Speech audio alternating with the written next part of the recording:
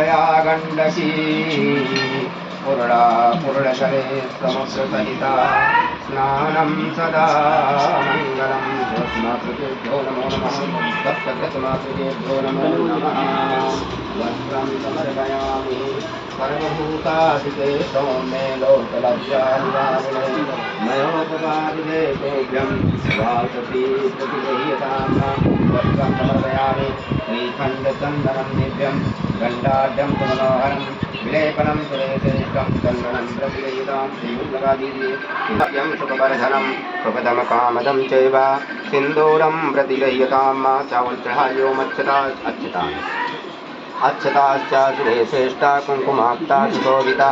मया निवेदिता भक्त्या ग्रहाणा परमेश्वर अच्छतां समर्पयामि पुष्पं पुष्पमाल्यां समर्पयामि माल्यादीनि सुगन्धीनि माल्यास्यादीनि वै प्रभो मया हृतानि पुष्पाणि